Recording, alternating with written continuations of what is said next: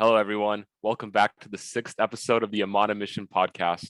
Got a couple fun things to talk about today. Starting off with the NBA playoffs. Quick question: is Jimmy Butler him? Quick answer: yes. Next, big news with the NFL. Aaron Rodgers got traded to the Jets, and then we'll talk a little bit more about our mock draft for rounds 2 and a little bit into round 3.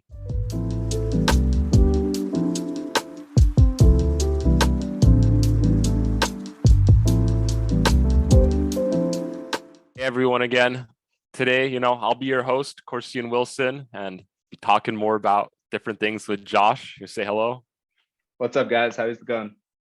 But yeah, so like I said earlier, the first big piece of news we want to talk about is the NBA playoffs. Lots of great games actually. And you have any thoughts on that, Josh, so far? Yeah, no, definitely been exciting. It seemed to get exciting every single day, like each passing day. Like just now, I saw the Grizzlies were up by 17, and they were up in the half by a pretty sizable margin. And then last time I checked, D'Angelo Russell hit 2 back-to-back threes, and they're down by 1. So Lakers and Grizzlies sound like it will go to the wire. Hopefully after this podcast, we'll catch a little bit of the Warriors and the Kings game. That one I'm really excited about. That one, it's interesting because I was wrong about the Warriors, at least at home. We'll see how they do in Game 5.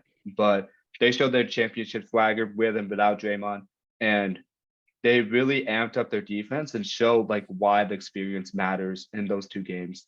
But I'm not counting the Kings out yet. I thought they really impressed me in Game 4 and like how they competed, especially towards the end. That's a tough possession. I personally would not have given Fox a running start just because everybody's ball watching him in that situation on the last possession. Personally, I would have probably had them set a pick for somebody like maybe like a Sabonis in the paint and then run out to the 3-point line. So then he gets that running start again. And that way you have the defense communicate with themselves and not all ball watching him at the top of the key. That's just like a little nuance thing, but I thought it was a great shot by Harrison Barnes. Almost went in, tough break. But I'm excited because it's going to go 7. Like I can't argue it. More games, more time to watch film. That'll be definitely fun.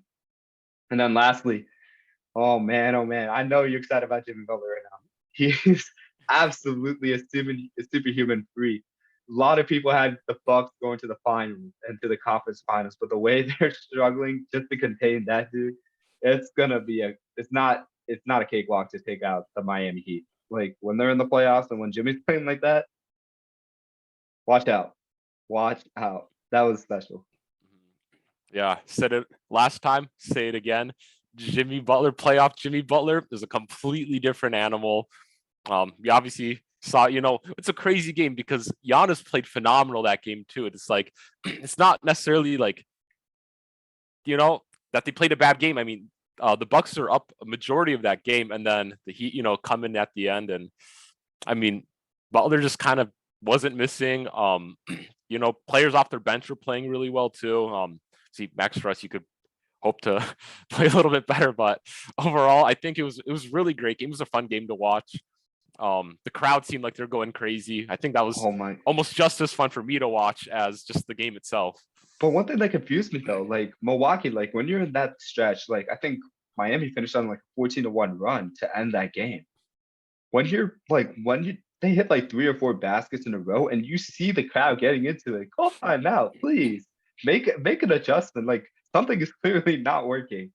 And I think they clearly lost some momentum at that point. A lot of people saying Giannis is hurt and then he's coming back and that's the reason. I don't think so. Like yes, that's a valid reason, but Giannis showed he could play through that, and he's still putting up production. And the Bucks are well equipped to win. I'm not saying they should be expected to win, but they have all the tools in place from the surrounding cast at least to make it competitive. I mean, look at the Clippers. They kept every single game competitive against the Suns, even when nobody expected them to win when Kawhi got. So, should be fun to see how the Bucks respond. It's looking like the Miami Heat are going to advance, and we'll see. Who knows? Maybe the Celtics blow it again. Like they're my finals prediction out of the Eastern Conference. I've always stated they stopped playing consistently like how they're supposed to against the Warriors, which is unselfish basketball, and they got away from that, and that's a large reason to why they lost. And I I hope they take out the Hawks because I just want to see that team do well. They play the right way, Mhm. but it'll be fun. These NBA playoffs have been super fun. I'm not Yeah. regretting watching a single game. Yeah, and I think another underrated team that isn't getting as much love is the Knicks right now.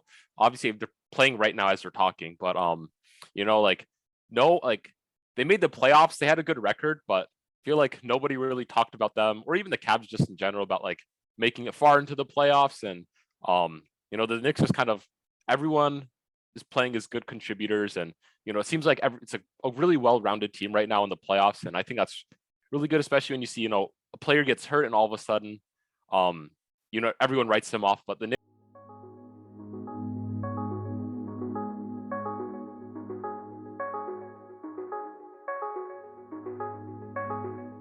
Yeah, guys.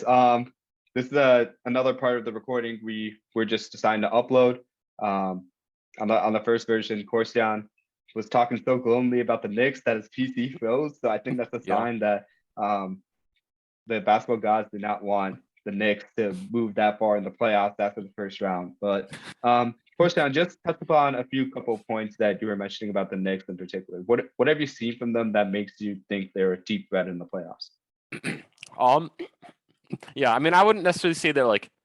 I mean, I'm still partially writing them off, but you know, I think that again, just like their well-roundedness and the fact that like anyone on their team can really I guess, you know, score points for them, and it's not they're not locked down to like one single player, and if their one guy gets hurt, then they're completely out. And so, you know, a player or two can get hurt on the Knicks, and I think that while they'll definitely be weaker, they still will be competitive in those games and always be able to give a run for their money in each one of the playoff games that they play.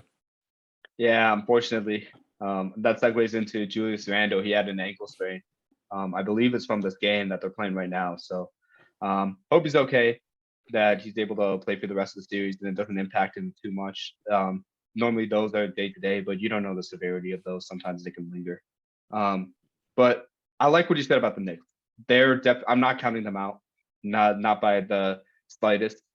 After what I've seen from the play, I thought the Cavs and the Knicks would be right on par with each other. I thought it was going to go 6 or 7, but the way that's looking right now, it's looking like the Knicks have an answer for Donovan Mitchell, and they know how to shut him down, and they know how to generate offense with Jalen Brunson, who looks like he's a playoff performer. College, it was there. Like you could see, he knows how to lead an offense. You kind of saw it in spurts in the Mavericks, but now that he has the full range of that team, you could see what damage he's done. And I'm just thoroughly impressed by everything he's done this season. He makes not going after Donovan Mitchell worth it for the Knicks from this past offseason. And I think a lot of people are writing them off because they're not on par with the Sixers, Celtics, and the Bucks in terms of top level talent, but their depth is not going to be questioned.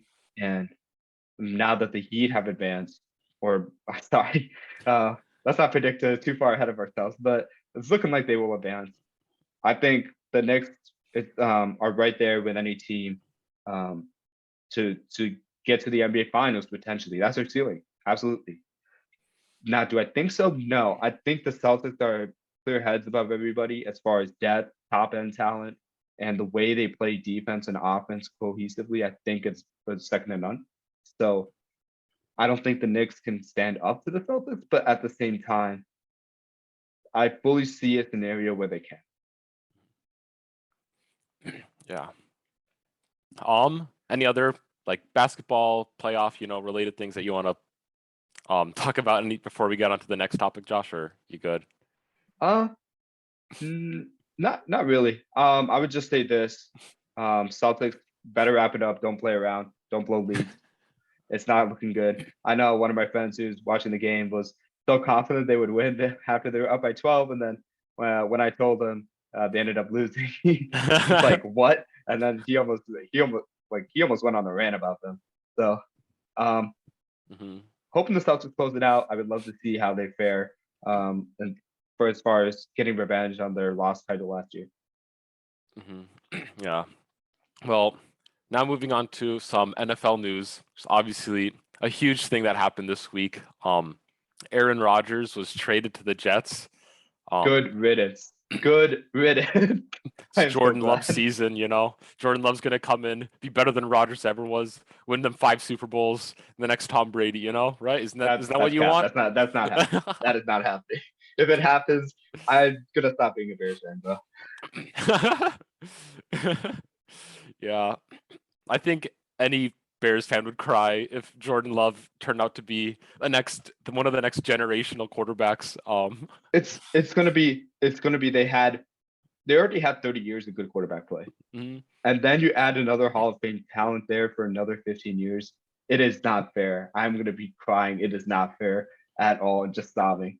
Credit to the organization for picking out the QBs, but totally delusional Bears fan right now would be sobbing if Jordan Love becomes a Hall of Fame QB. Obviously, I want him to do well as a football talent, but as a Bears fan, I want them to run the division. Yeah. So with the trade compensation, do you think that one team won, or do you think it was kind of a fair trade just across? The pick swap basically is meaningless. It's just like preference. I think we had the Packers mocked to Darnell Washington, I believe. I don't think they're going that route with this move. It looks like they're going to go for a high-end receiver or some sort of tackle. They could still end up going tight end, but my philosophy, at least if I was drafting, is I'm not going to pick on like high upside where I strongly believe the rest of the roster is fine, unless I'm in the middle or late round, first round, or I would trade down to those spots. So I think they're going after receivers like JSN or Zay, or like one of the tackles, because those are deep. I don't think they're going after corner because they already have really good secondary. So I don't think that's a need for them right now. They could also go edge to go opposite of Rashawn Gary, but who knows? Beat me. Yeah. And just in all honesty, Darnell Washington will probably be there in the second or third round, for the Packers to take. It was just more so of a hot take pick that I wanted to do. So I think that, this is solid for the Packers. Obviously, the Packers, I think, have a slight edge in terms of winning the trade, just because, they dump off a 39-year-old quarterback, move up in the draft a little bit. You get a second rounder this year. You get a second rounder next year. That'll most likely turn into a first round pick unless Aaron Rodgers gets. He has to play 65% of his games. Right? Yeah, unless a nice Nathaniel Hackett, Russell Wilson type connection happens in the Jets, but I think that's probably unlikely. Yeah, but yeah, I think the Jets surprisingly paid less than I expected that they might have, because I just feel like at least a year ago, the Packers what they were asking for in regards to Rodgers was like 3 first-round picks, and now this time they swap first rounders and get a most likely to be first-round pick in the future, which I think isn't the worst overpay to get a quarterback that you think could win you a Super Bowl. I mean, from that perspective, I think the Packers still won the trade, though, considering they lost all leverage on Aaron Rodgers. Like, had they kept him on this roster through June, like, he would have probably held out, something like that nature, because if you take what he said at face value in the Pat McAfee show, and then also like the common media reports, he was going to go to the Jets, or he was going to get traded somewhere. He did not want to be in Green Bay. He reached that conclusion after his darkness retreat. Little bit interesting. Not going to get into that right now, but it's considering that the leverage they lost from last offseason to this offseason, getting 2 first-round picks, even though one is a pick swap, and then I think they got a second-round pick out of it too. That's going to be huge for if Jordan Love doesn't work out. They have the ammunition to get another QB, and who knows, they might have more ammunition to move up. We don't know how they're going to finish next year. The sad part of me preying on their downfall is that they'll have a high pick in the first round. They're more likely to trade up to get a Drake May or Caleb Williams, who I'm really high on for next year. I think those are going to be the top QBs in the class going into 2024. But if Jordan Love doesn't work out, that's there. And if Jordan Love does work out, they have the ammunition to build around him and make sure that defense has more depth to make a strong one. Mm-hmm. Yeah, and I think Marvin Harrison Jr., the wide receiver, is also coming out next year in the draft, or at least he's eligible technically, and obviously he played great in the college football playoffs. And if the Packers end up in a position where Jordan Love, he plays good football, and they're in a position to get him, that'll be kind of a dangerous I love 1-2 him. punch for the next. I love him. Next long. Like other than time. Christian Watson, he can be a solid wide receiver one, no question. But Marvin Harrison Jr. He's the Jamar Chase of that class. He's gonna I'm just saying it right now. Already, he has NFL Pro Bowl skills. Mm-hmm. It's insane. It's insane. It's partially why CJ Stroud's draft stock is getting so muddied right now, but he's him. He's him. Mm-hmm. Yeah. Also, just right now, the Knicks did win their game tonight, and they are going to the next round. I mean, they won that 4-1, right? Yeah, they 4-1, 106-95. But okay. I mean, it's kind of expected that they would go through just because they're up 3-1 anyways. But just quick update. I guess that's cool. That's what I thought. Props to them. Like, I did not see the series going 5 games. They obviously had a game plan that worked.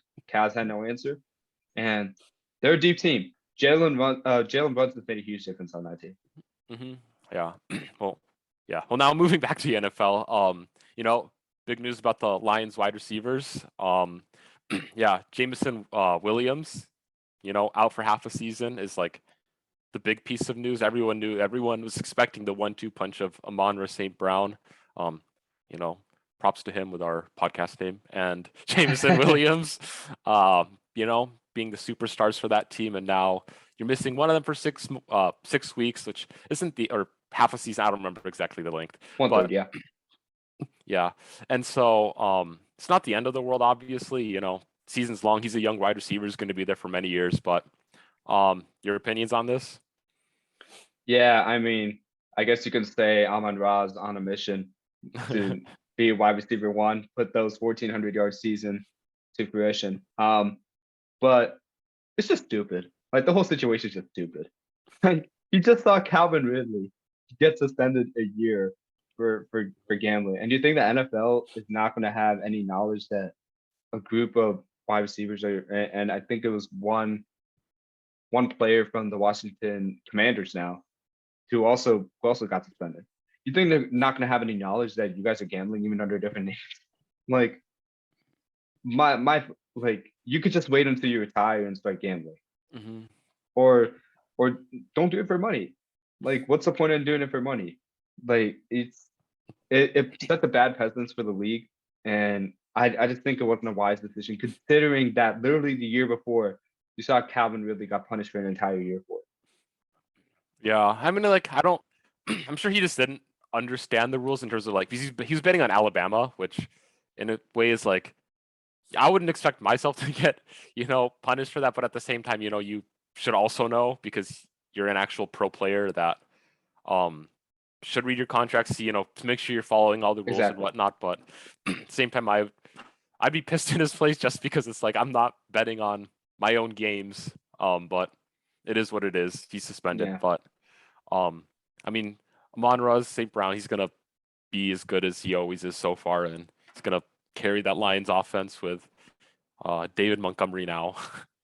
Yeah, and DeAndre Swift, don't rule him out. I think the David Montgomery move was a sign that they don't want to make Swift an every down back, as much as people in fantasy who want Swift in that role. He's not suited for that. He's still got work to do inside the tackles. And I think having a guy like Montgomery, or whether it was Jamal Williams last year, or even Jamar Jefferson could do it too on that team, and he's buried in the depth chart. Yeah. Having those guys matter. And essentially, let's talk about how this move affects the personnel movement. Ben Johnson's the great OC. I don't think that's not going to change anything about how he gets guys open. He's proven he can a really stabby offense, and Jared Goff thrived under that. Mhm. So considering 6 games, I think this helps the complementary pieces get more experience, and um, they still have a large chunk of the season to get Jameson Williams integrated. It's not like he's going to lose Mhm. any sleep over the mental aspect of the game in terms of Mhm. processing, understanding his routes. He has the whole full off season and like training plan to plan around this now. So um, I don't think this is a huge deal for the offense, but just a dumb decision. Yeah. And then kind of like a final piece of NFL news that just happened today is Chase Young not getting his 5th-year option.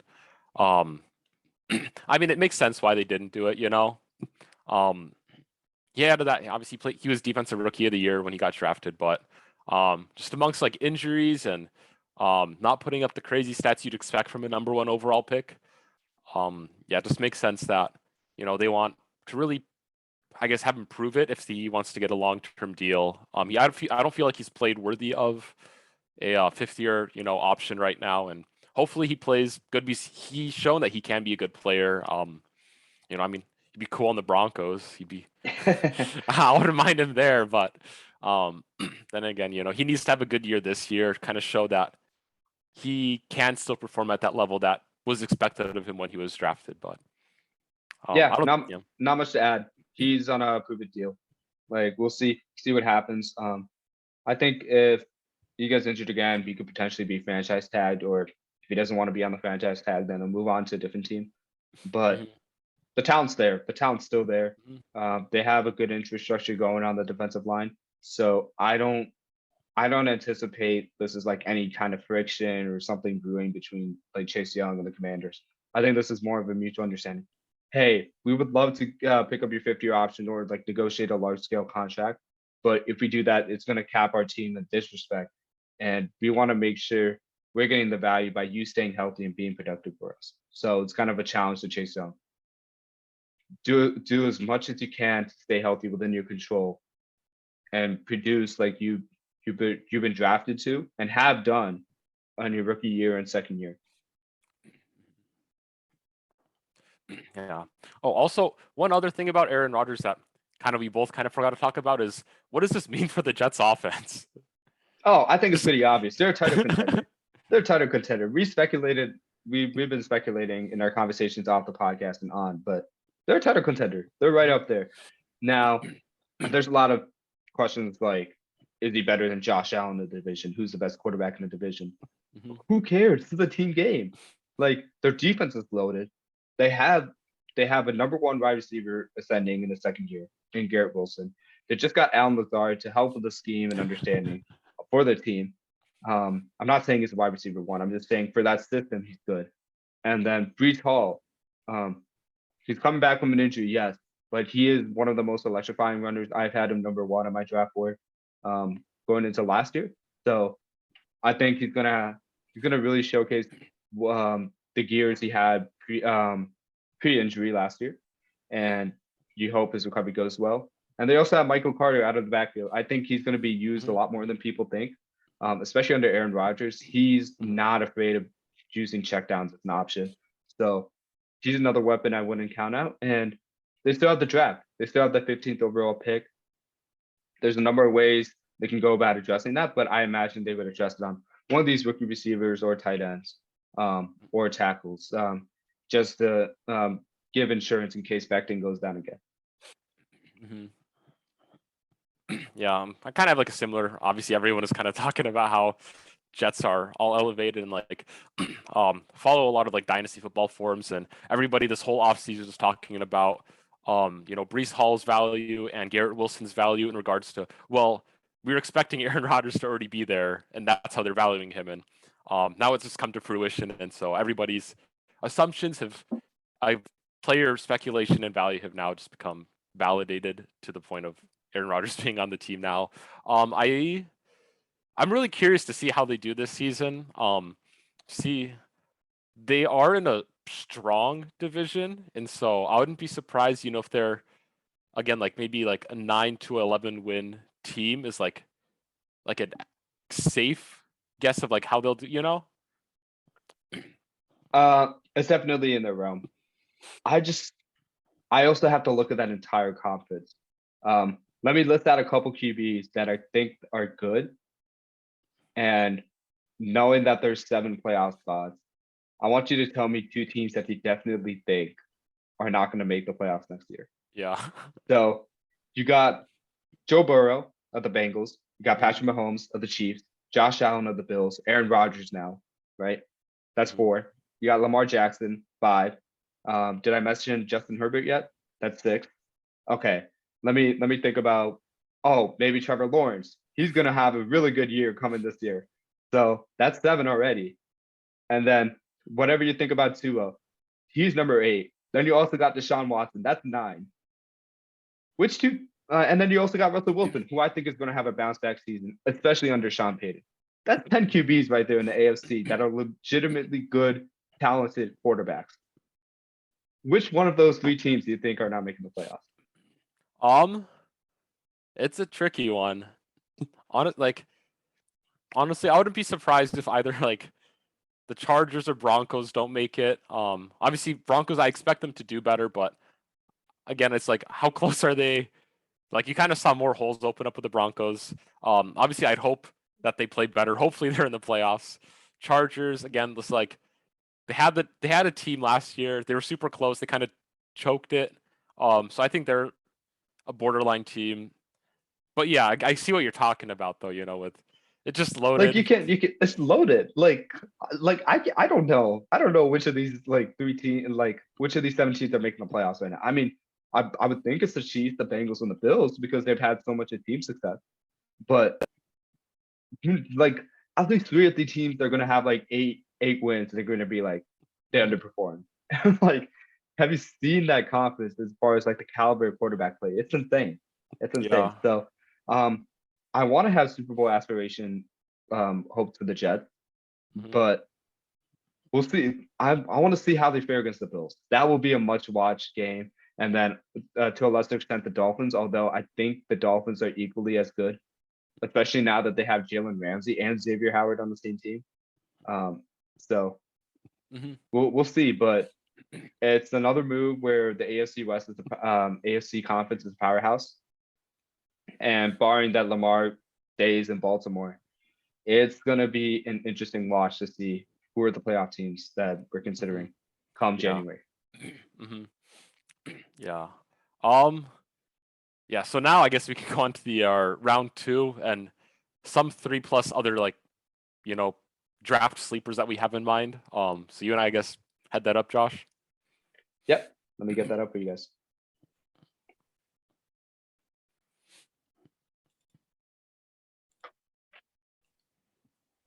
Okay, so from the last 5 picks, just to give us a refresher, they were Trenton Simpson, linebacker for Clemson, went to the Buffalo Bills. Lucas Ness, edge of Iowa, he went to the Bengals. Brian Bresee, defensive tackle, going to Clemson. Anton Harrison, tackle, going to Oklahoma, and then Quentin Johnson going to the Kansas City Chiefs to add to their wide receiver room. So we'll keep the same. I'll do evens. You're in charge of odds. Um, Okay. so it's the Steelers pick, right? So I'm looking. Um, you know what? I'm gonna look at their team needs right now and then see do I believe it's the same. So they say wide receivers their team need.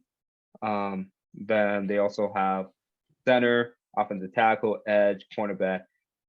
I think with the trade of Allen Robinson going to the Steelers, it's not much of a need, especially because they drafted Calvin Austin last year too, who I think will be a sleeper on that team. I think he's going to be a better version of what Wando Robinson is going to be, in my opinion. I'm really excited about his prospects. I don't think he's going to put like 1,000 yards, obviously, but in the situational role, he's going to really excel for the Steelers. They seem to know like what types of receivers to draft, so I'm not too worried about that. So looking at this team, I'm going to go more offensive line and um, seeing that they have center needs and tackle needs. Let's see who's on. There's a lot of centers I like out of this. I like Juice Scruggs for sure, and then also Stromberg out of Arkansas. But those are obviously needs you can get much later in the draft. They're picking at 32. And I really like Dawand Jones over the other combinations when you're talking about team needs. So at this stage, that would be my selection. Yeah, I think that's a solid pick. Then going on to the Texans. Let's see, let me move this. Yeah, so in our draft, we had them going quarterback with their first pick, and then we had them going offensive tackle for their second pick. And so I think a lot of people speculated them going wide receiver is their, their second first round pick that they had. And because we didn't go that there, I think, going wide receiver here would be a good move for the Texans, just again, because there's still a handful of solid receiver options. And let's see, who are the receivers now? You have John, Nico Collins, Robert Woods. Don't forget about Mechie from last year. Yeah. Maybe Cedric Tillman. I'll have him going to the Texans. Great pick. You know how I feel about him. I love Cedric Tillman.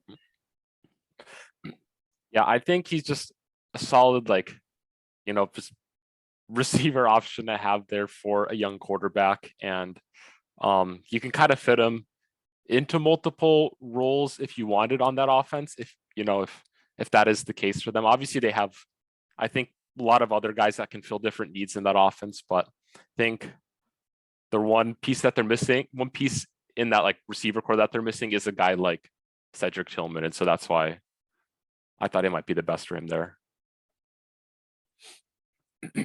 Not a bad pick. But I love the pick. I love the fit. Not much to say about it. Yeah. I don't think you're gonna like my pick for Arizona at all.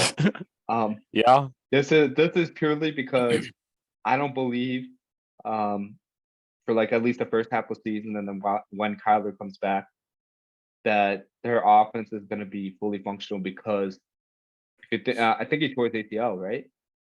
So with that, he's going to be completely out of the loop as far as getting his mobility back. He relies heavily on his athleticism to a fault, where he's rerouting receivers 2 or 3 times, which is way too much for them to know off schedule, and relies on that athleticism to scramble a lot in the backfield and slide down a lot. So I don't considering all of that and the build-up time it's going to take when he comes back. I'd rather draft a quarterback now. It's going to be more to develop itself. And with that said, I'm going to take Will Levis here. Yeah. I don't like it. I don't like it, but I think this is the best spot for him, in an air raid system. So yeah. Yeah. I just think I don't think it's necessarily the worst thing, to take a quarterback here too. Just the play style that you're trying to scheme for the two quarterbacks is relatively different, which I could see being the one main difficulty of running this type of system. But I do think that there are good, pieces for him to develop, and obviously they do need a guy to fill in for Kyler as he's recovering. But well, that's good. Honestly, and if he doesn't go there, I wouldn't be surprised, a bunch of teams down this board are definitely looking for a quarterback that wasn't necessary, Will Levis, and the Colts could take him, the Rams could take him as, kind of insurance behind Matt Stafford. Seahawks, I think they have Geno for the next 3 years, but you still never know. Raiders, obviously you might be looking for another guy. Panthers, we obviously had a guy going there. Saints, it's another one of those. Do we need another? So I think Will Levis literally going anywhere in the second round is pretty solid option. But I think the way he's being talked about in the media, I don't think he's going in the second round. I think he's still going in the first. I don't believe this, but the Texans are discussed to taking him second overall, which would be, in my opinion, a massive mistake considering the options that are available. But the point is, I don't see him going to the second round. I think it's going to be drafted way higher than that. I'm just talking about when we're looking at Mhm, team talent and matching that to like the team need, mhm. the QB talent rather. Yeah. I think I think he's more of like a second round pick where it's better worth investing on a surefire like position where you know you're gonna get 5 to 7 years of solid production value. Whereas with Will Levis, it's gonna take time to develop the other aspects of this game that are missing, which are significant. Mhm. Yeah. Let's see. Well, now I got the Colts pick right here, and I think they do a similar thing as the Texans do and go wide receiver here, just kind of continue to build up that wide receiver room for Anthony Richardson if they go and take him. And Mhm. um here, let's go, the other Tennessee wide receiver, Jaylin Hyatt.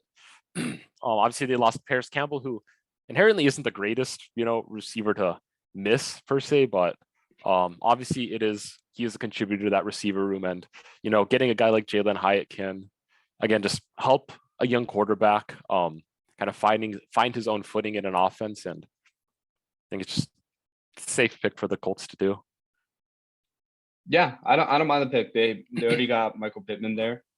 They got Alex Pierce who can win in the vertical game, and I think Jalen Hyatt, what he brings is speed. You can still see him open. He's always one deep in college. I doubt that will be the case at that frequency in the NFL, Mhm. purely because of the talent there, and then the fact you can scheme against deep plays.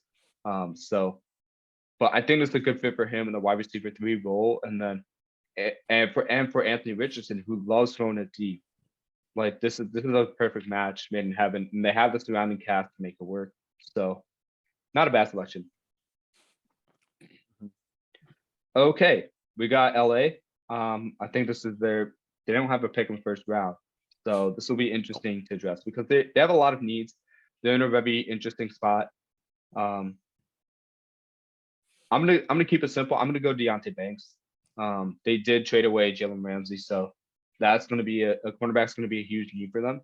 And he he is part of a deep cornerback class that I trust you're not gonna make a bad pick when selecting. Like you can go Cam Smith here, but honestly, I have these guys rated the same. Um, like as far as in the same tier, and I think either one of those selections are important. I'm gonna go Banks, but I don't fault people if they take Smith. Um, then we go Seahawks. Huh. Who would the Seahawks go here? Let's They already see. have Tyree Wilson, Yeah, that we yeah, I mocked in saw the that. first round, Yeah. right? Yeah, I saw. Yeah, I know. So they have that, and I'm thinking like because then they had we had them going wide receivers. Their other pick, didn't we?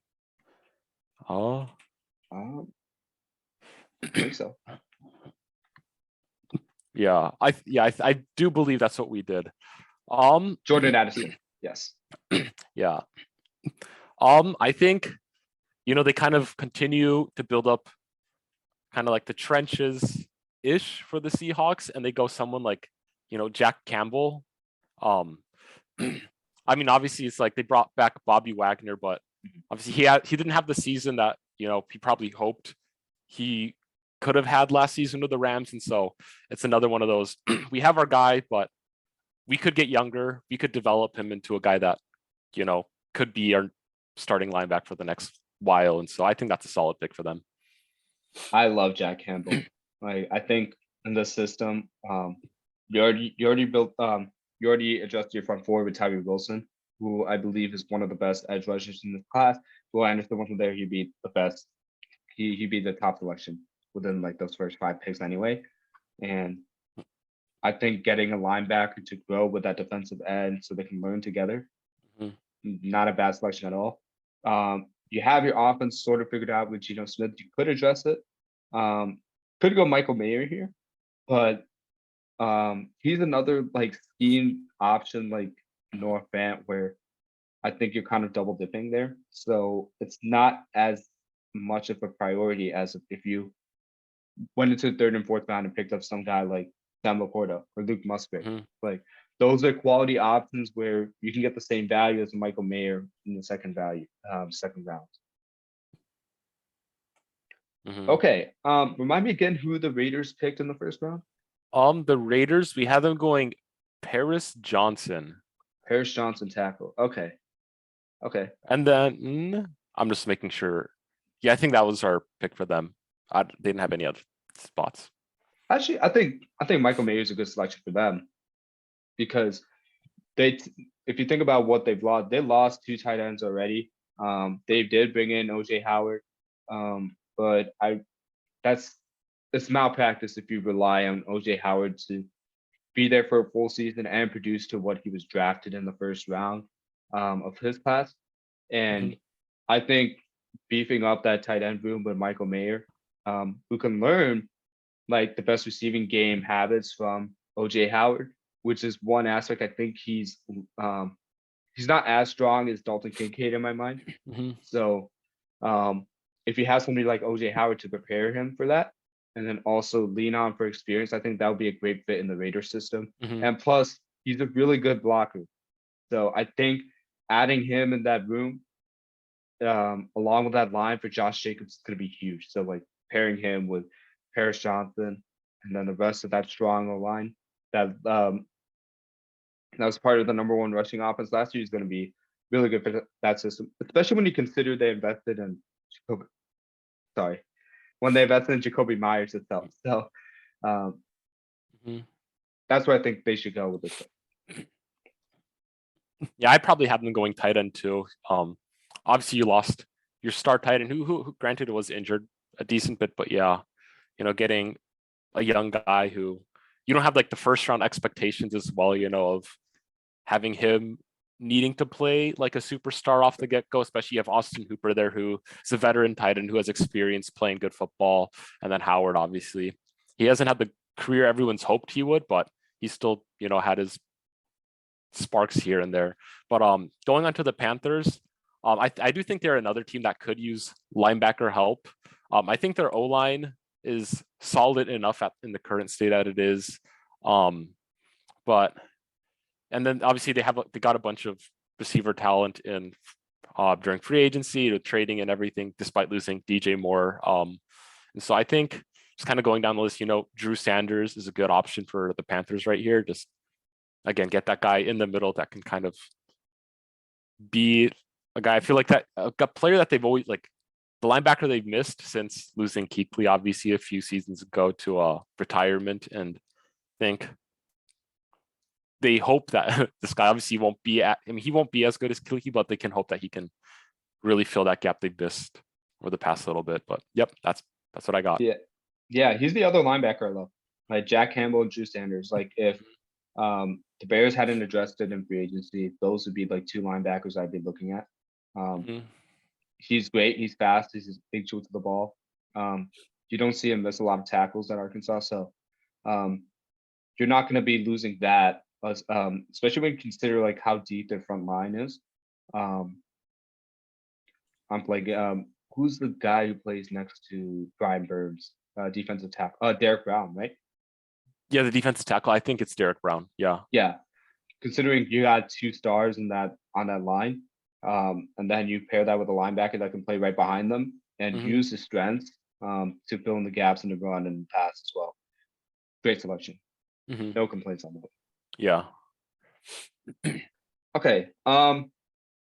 Saints have a lot going on right now. It's like, I don't have too many questions about their offense. They seem set. Maybe I would do an upgrade at tight end, but they have a deep tight end room. I'm still not out on Adam Troutman. They tried to address it with Foster Moreau, but I think it's worth waiting on tight end, just like with any other group of these teams in the second round. So there are 2 edge rushers that I think would help the Saints tremendously, and I'm gonna go with BJ Ojulari here. I like him a tad bit over McDonald. You can go either one, but I love his speed off the edge. Love it. Yeah. Yeah, I think that's a solid pick. I mean, I feel like Saints have a lot of pieces they could, go and upgrade or just, get What are their like team needs? the Saints. Yeah, edge, perfect. It adjusts it right there. Yeah. So Yeah, and it's I think didn't we have them draft the defensive tackle in round one? I think that we did, but regardless, that's who I mocked them in a different mock draft anyways. oh And so yeah, I we think had Versi going to the Saints. yeah, and Yeah. so I think just with their slight, again, it's just making sure you got the guys to fill in after Cameron Jordan retires, and so just kind of loading up that defensive line with different skilled players this high in the draft. I think super solid for them. And But again, like this fills in like it's not like I did this before we checked the team needs, but the purpose in mhm, like drafting and picking the players we are is based totally based on talent. Like we think these are guys of talent. That's why we waited so long to pick like guys like Will Levis or um, um Johnson, the receiver out of TCU. Like these are guys like that are good but need to be in the right spot. And I think with Ojolari, like he's right at home. Like he learns behind Cameron Jordan, like you mentioned too, but he also adds a compliment to Cameron Jordan when you're thinking about having two edge rushers on the edge that can collapse the pocket, especially when you got a mobile QB. Because if you have like a mhm, star pass rusher on one end that could just take out one side, who's stopping the QB from running the other side and mhm. outrunning defensive end that's not meant to catch up to like so having like two solid edges that can collapse and contain are important, and I think Ojolari can do that. Mhm. Um, let's You're up see. with Tennessee. Yeah, Tennessee. So I think a lot of people here might have them going Hendon Hooker potentially. I'm not saying I'm drafting him, but I still think that the Titans are hoping to write out Ryan Tannehill for hopefully like another year or two, and just like hope they can win it all, especially just because they have other pieces on that offense, especially with us having them draft JSN, I think, in the first round. So I think that's what we did. Anyways, so I Yeah, think JSN went to the Titans. they continue just getting, I guess, premier talent, and I'll have them draft Cam Smith here, cornerback. Just shores up their secondary. Obviously, they extended, I think, Harold Landry just not too long ago, and so they have a really strong front seven, and I think just getting better in your secondary is huge for that just defense as a whole, and hopefully he can fill that I guess elite need in a defense for the defensive backs, especially just like we're talking about earlier. The AFC is a loaded division, and you need good players, especially on defense, to keep up with these high-powered passing offenses. And Cam Smith's a guy that I think they hope that can be good for them. But that's what I do. That's a good pick. That's a good pick. I wouldn't have gone in that direction. I would have gone Hendon Hooker. Mm-hmm. This is me not being a believer in Malik Willis, and Uh, while I think Hendon Hooker needs a year to like recover from the ACL and then also learn the intricacies of the pro offense. I think these are one of the few teams where I can see him comfortably sit behind Ryan Tannehill, learn the system, have the system geared towards what he does best, and then go out and play with solid options. Like you have a Conquo, who I believe is a huge sleeper in the NFL as far as like tight end plays. I think he's a really strong tight end option. So you're mhm. welcome, fantasy managers. And then you also have JSN, Kyle Phillips, strong option from the slot. He's also a quality weapon we haven't seen yet, Mhm. along with Traylon Burks much. And I think defense is a strong way to go with this team. Um, to be honest, I don't remember the cornerbacks' names, but when you talk about Mike Vrabel, he has a strong defensive background, and I think adding another talented cornerback would help improve the production on that side of the ball. Um, I never saw anything wrong with their cornerbacks. I know they got really good safety, but um, Cam Smith would help address. Yeah. Yeah, it's more so just like loading up the defenses and, kind of sticking to your guns with Derrick Henry being kind of the focal point of your offense with developing receivers that can break out hopefully this year and step up and, help that offense, I guess, flourish where it needs to. Yeah. Um, Should I do it? Should I give the Green Bay Packers a bad selection here? Just to spite them. Should I do it? Have them draft quarterback too and mess up their team. Ha ha ha. Yeah. We'll see. I'll be nice. I'm gonna go Will McDonald. I get it. I get it. I know they have Rashawn Gary. And I know their front seven is not the problem in Green Bay. But I think the more edge rushers you have, especially to contain guys like Fields, and when you think about what Detroit's loading up, and then what Minnesota is planning on building. By the way, I would not be surprised if Minnesota trades 3 first-round picks to go up and get Anthony Richardson at 3. I would not rule them out from doing that, especially to get under the Kirk Cousins contract and give some time to build. I would not rule that out. But anyway, you need these pass rushers to like get after the quarterback, and you need as many of them that can contain them as possible. And Will McDonald's one of those talented ones you just cannot leave on the board this late. I think he's going higher than this. I think he's going in the first round, just like BJ Ojulari. But now that he's here, so let's take the pick as we go. But it helps to contain guys like Jalen Hurts, Kyler Murray, Justin Fields, those types of guys. So I think it's a needed selection. Yeah, and I feel like when you're talking, like highly rated or higher rated edge rushers are always a position you can't get enough of. You want to make sure guys are fresh, or if you guys get hurt, you want guys that can come in and fill in that spot pretty easily. So that's a good pick. But going with the Jets at 43, I think they go center here. John Michael Schmitz. Dang it. Yeah, they lost their center this offseason, Connor McGovern, in free agency. And so I think, they go to get this guy to, again, just fill in a need that they have on offense. And I like him. Yeah. I mean, now that you traded for Aaron Rodgers, you need to make sure, like, along with building the weapons around him, like, the offensive line is good. Because especially for a guy like Aaron Rodgers, he's getting older, so the mobility is not the same as his spine. But I'm sure you would like a great pocket to throw the ball under. So making sure you store up with adequate protection is good. And I don't mind the pick. He's versatile. One of the best centers in this draft. Like, great value here. Okay, so Atlanta, that's the location where most of the first round picks, as far as like offensive talent, high end, are going. And we did mock Bijan to the Falcons.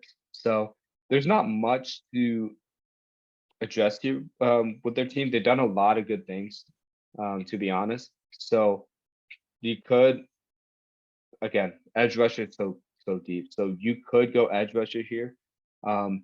This is me looking at their team. And now that they made a move for cornerback, I don't think as much as a pressing need for that squad. But I'm looking at Desmond Ridder, and I'm looking at the rest of the QB room, and I'm just not a believer. I could be proven wrong about him, but I don't think the way he's at with his stage of development, like he's ready to take this team to the playoffs. Far when you're thinking about the Eagles, the Cowboys, the Vikings, the Lions, what the Rams could potentially be. San Francisco 49ers always a Super Bowl threat. Seattle have fixed their offense.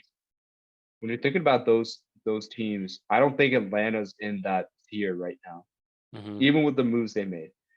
And I know how much you love Hendon Hooker and what his upside was before he got hurt. These are one of the few spots like Tennessee where I won't mind taking him, because he has a great OC in Arthur Smith that can scheme around him, and he has great weapons around him. Where you saw, like, he was really good when he had Jaylin Hyatt. Can't talk. Jaylin Hyatt from Tennessee, and along with Cedric Tillman. When he had those guys to throw the ball, like, and a stud offensive tackle, you saw what he could do. And Atlanta's already building that. We just added Bijan. The Drake London is going to have a really good season next year. Kyle Pitts, I believe, is going to have a bounce back season. And they have John to help out with the blocking. They have weapons like that our specialist roles is Cordell Patterson and Tyler Algier for gap scheme running. I think this is a good situation for him to walk in, compete with Ritter, and it also showed the talent he showcased last year when his production matched it. Mm-hmm. I'm excited to see how Hendon Hooker plays. Think Atlanta's one of those teams that could definitely benefit from drafting him. Again, I think Hendon Hooker, I really like him. I think he's a good option, and then like you're saying, like he's number 4 on your board or number 3, right? Yeah, he was number 3 on my own personal board of quarterbacks. And all honesty, like I don't know, I could probably be interchanged with him and Will Levis. I'm not 100% sold on Levis, but like again, both of these guys under the right system, I think, and are pretty solid guys. But I guess going to the Packers though now. I was looking at the Packers depth chart, man. I'm like, what do they need? Because I mean, I have them drafting tight end. They need bad pick selections. He's like, I like their cornerbacks, right? Because they have Jair Alexander, Eric Stokes, who's not the best, but he's played really good. But and then Rasul Douglas, is another guy that they got who's really solid. Darnell Savage is good. Tarvarius Moore, I guess. I don't actually know much about Tarvarius Moore. Is he good? Being a fan of their rival. Defense is not my strong suit, but what I do know about their secondaries is loaded. They should have Amos still on the squad. I know he was scheduled for free agency. I don't know if he's still there, but okay. Yeah, he's probably still waiting for the right price. But when he was on that team, they were really good. So I mean, maybe you can go safety here. That's an option. Yeah, I guess we could. I don't know too much about the safeties in this class, but we can give them a look. Let's see. We picked Miles Murphy to the Packers and Will McDonald, but when we drafted, they were picking 15, so we ended up giving them Darnell Washington. Yeah, we had the Jets getting Miles Murphy, so that makes sense. Packers, I mean, if we look at safety, we could go the other Bama safety in this class. He's a few like rank spots down below other guys, but I feel like where is this dude? Jordan Battle. You just passed him. Up. I see. Yeah. I don't know if it's the best pick, but I love how you're reaching for these picks, man. It makes me so happy. Yeah. What do you got on him? I don't know. I just like Bama safeties. They always seem to like play pretty solid. Obviously the Bears have a Bama safety, I think, right? Eddie Jackson. Yeah, Eddie Jackson. He's played good. Obviously we have another Bama safety getting drafted earlier in this, and he's a good player. And so, maybe Packers are like, hey, we got our guys. Bama's good at developing their safeties. Let's take a shot on this guy. Maybe he develops into a star. Hey, I mean, picking prospects from Alabama is not a bad draft strategy. I am pulling a Raiders here. I know that it was only Clemson and Alabama, and they reached on Farrell, and Josh Jacobs worked out for them. But to your point, I think when you're safety learning the Nick Saban defensive system, they don't place you in one spot. They place you in versatile spots, and you have to be versatile to even get a starting opportunity in that defense. So I think that experience will help him like find a role in the NFL, especially on this loaded defense. Like if Amos signs, like he's not forced to start right away, but he can learn like under what Green Bay is doing, and I think that'd be beneficial for him. Yeah, and it's like in regards to Alabama though, I feel like their defense just like shotgunning a position, just like a shotgun blast and picking one of their defensive players.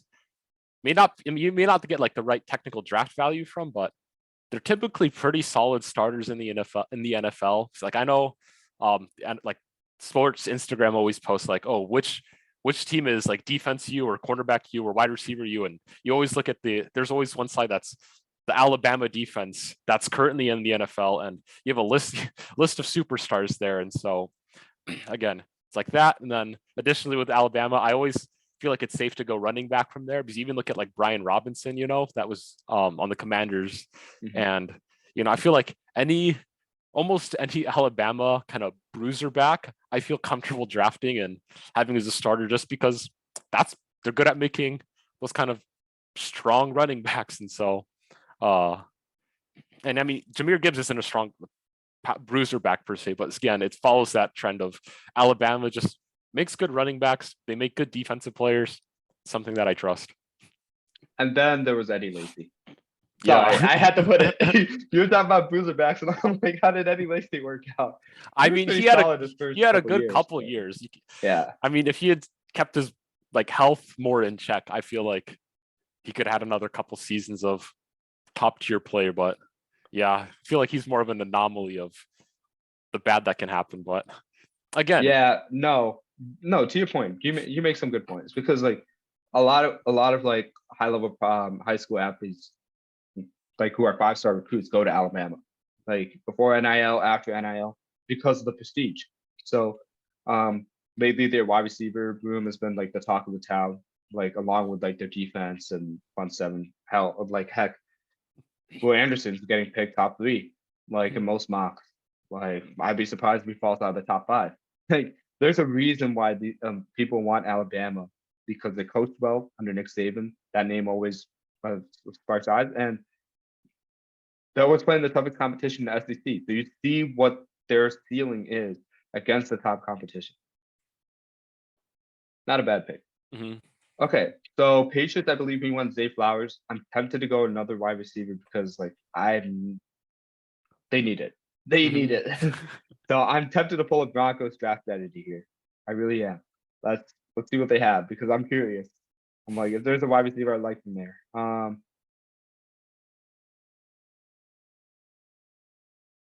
We can wait. We can wait on wide receiver. There's some good ones here, but the ones I like, obviously, I'm a fan of Jaden Reed. I think he's a sleeper in this class. He has the potential to be to offer skills like Stephon Diggs. And if you tell me like the player could become like Stephon Diggs, I'm gonna take that. But he's like the type of guy like you can get in the 4th or the 5th round, if not 3rd round. So I don't think it's a good idea here. I think it's safer to go edge at this stage, because especially similar to the argument we made with Nick Saban and defenses, Bill Belichick's that kind of guy with edge rushers, especially with edge rushers. You give him an edge, he knows how to use them like nobody else. And Bosky is just another list of a strong edge class that I think would be a great addition to the Patriots.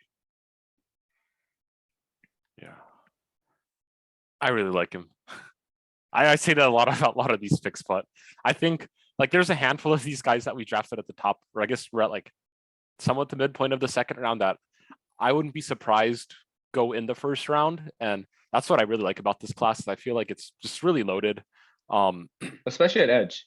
So deep in edge. Like all these picks, like I'm trying to figure out like who's better than who to pick. But like if you pick one or the other, there's no wrong selections here. Yeah. Yeah, and so it's like, I was just looking at these guys. I remember at the end of our last podcast when we were finishing up the draft, I was surprised Isaiah Foskey, didn't make it in the 1st round, because I think I have him going in the 1st round too. I forget where, but I remember I was like, oh, I think he'd be a good fit for a team up there. But we have him here going 46, which is still high, but it's a lot of great talent. Let's see, Washington football team. Commanders now. Yeah, Commanders. Sorry. I think in our YouTube description, we listed them as football team, so it just popped in my head that way. Really? But, yeah. Okay, I got to get that fixed. My bad, guys. Yeah. See, I was looking at their needs: quarterback, O-line, and linebacker on just one of these pages that I'm looking at. And I was looking at their depth chart. And it's like, I don't know. Their defense is good. It's like, I guess their linebacker could be better. Their O-line. Actually, I'm a kind of a fan of their offensive line. Like when I look at it, sure, it could be better, but I think it's a solid bunch. I know we had them. I think we had them going cornerback round 1. I gotta look at this. Yeah, we had them getting Dawand Witherspoon. Yes, that's right. So I guess we can have them go linebacker. I know I've been taking all the linebackers, but let's go. I think it's how you pronounce it, Diane Henley. I like him.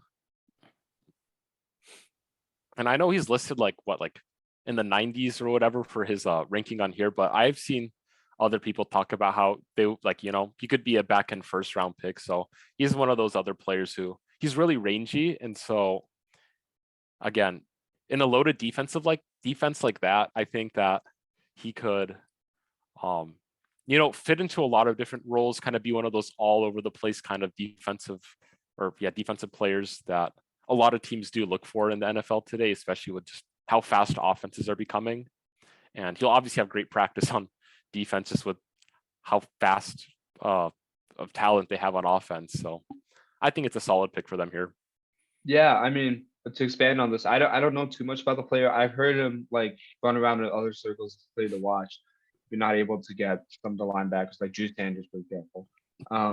I didn't know he had a wide receiver background. That's huge because especially from the linebacker spot, especially with the short area passing game and then the read option.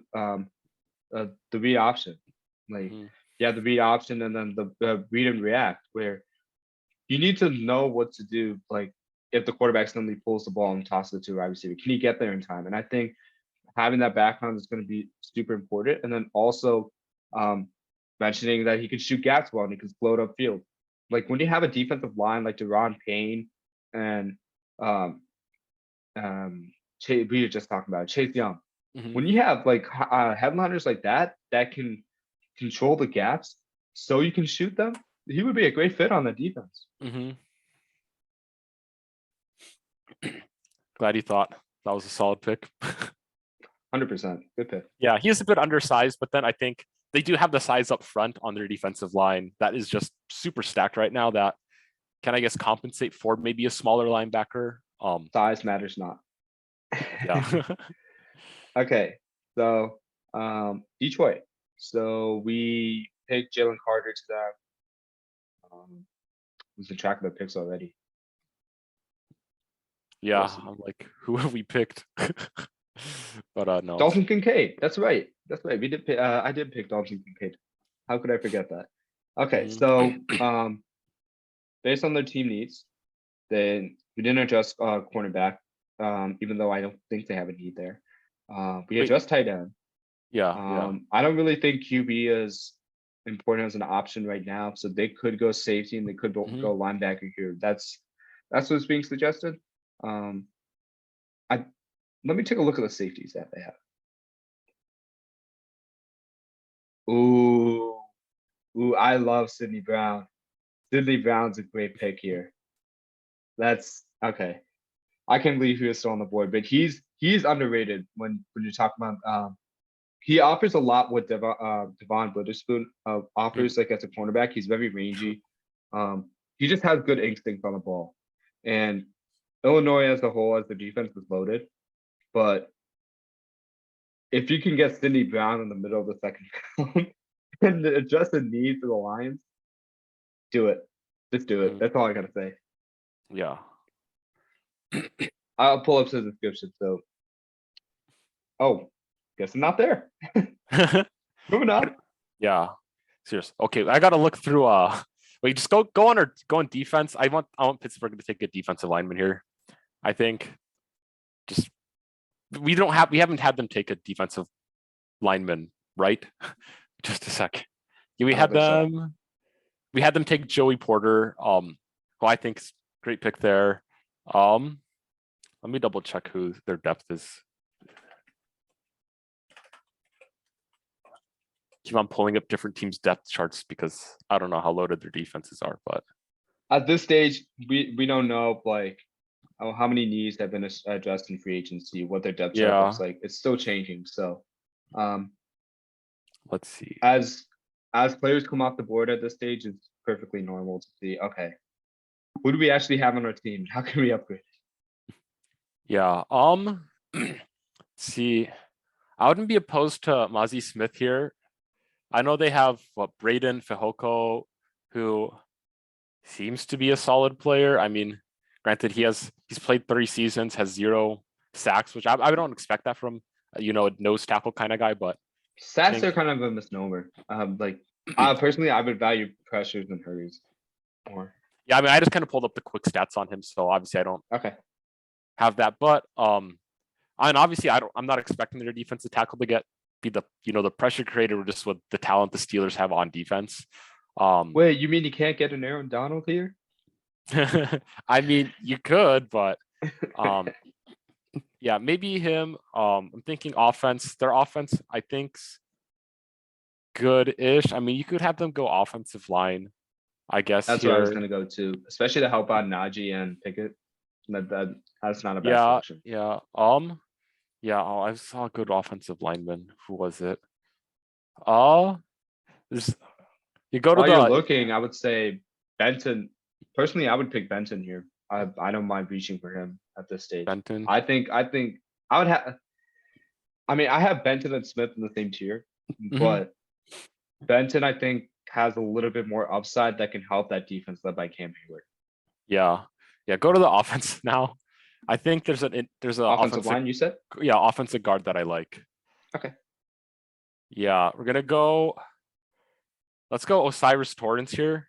Just kind of fills up that in the middle offensive lineman player that could benefit the Steelers. He's a big guy, 6'5", 330. And I think that's kind of a guy they need, or that they could benefit from, a Mauler type player, especially with Najee being kind of a power type build for running back, who's also one of those power Bama backs that I like. It's a great fit. Yeah. Yeah, and obviously he's just another guy that can help protect Pickett and help just the offense as a whole. But that's how I go. Yeah. But like we're having perfect analysis takes right now, but Torrance is just like seeing his description of what he can offer. I think that would be a great fit because Najee needed a lot of help. I think a lot of people wrote him off after the start, and I think it's more of like especially when you have a new quarterback like Pickett, and when you have an elite running back that your team has been predicated on running the ball up, whether it was like Le'Veon Bell or Rashad Mendenhall, or now it's Najee Harris. Like, in addition to that, you need the guard play to help out bring those holes so Najee can succeed. Personally, I think he has the upside of Jonathan Taylor. Like, I think he can offer the same kind of statistics that Jonathan Taylor can. He just needs to have the right fit. They got the receivers. We're hoping they get the quarterback right. I got some high hopes for Pickett, but in order for that to happen, you need to adjust the offensive line. Okay, Tampa Bay. I want to go quarterback desperately here, but I think they're fully tanking for Caleb Williams and Drake May. So I don't know, but let's go as if their jobs were on the line right now. So they don't care what happens. QB would be the number one need on their board. Personally, I still wouldn't go that route. They're other than the top 5 like we've taken, there's good options, but not any I would take in the second round stage, even though some have that talent. I think you can wait on that.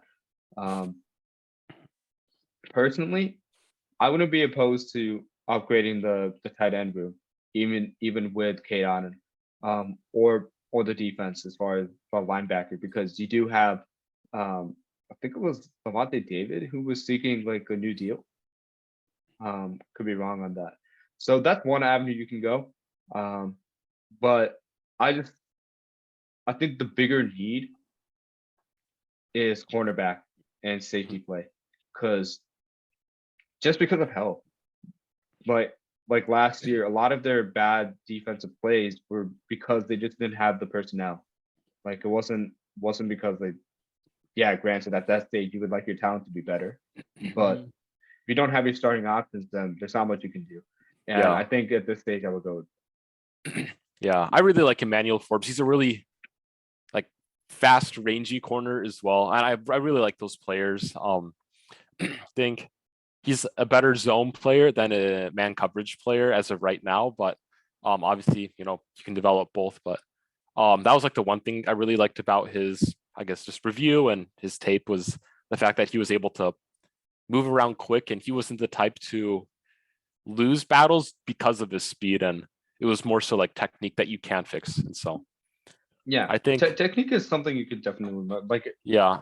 like athleticism is one thing, but knowing how to Mhm. use your technique is crucial. Mhm. So that's I'm not too worried at this stage, like because it's gonna take him a couple seasons to get that done.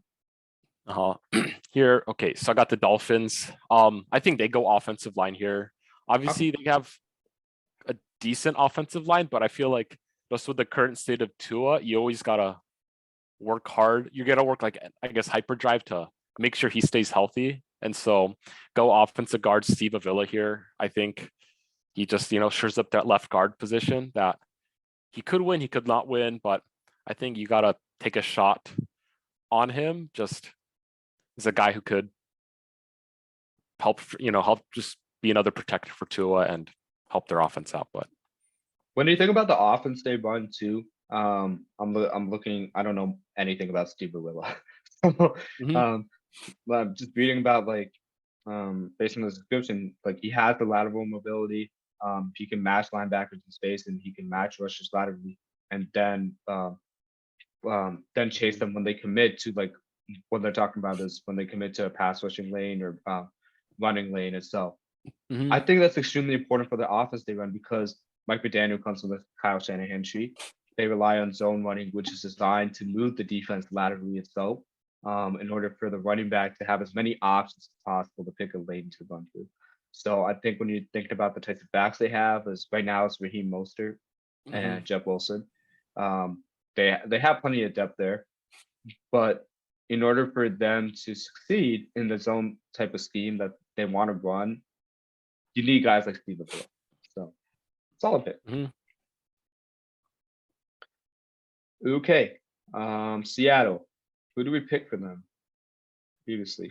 So we got Tyree Wilson at 5, Jordan Addison and wide receiver Jack Campbell. I really like this class already. Yeah, it I looks really, super really like. good. Wow. We got all 3 within the first 40 picks. Wow. Okay. How do we make this even better?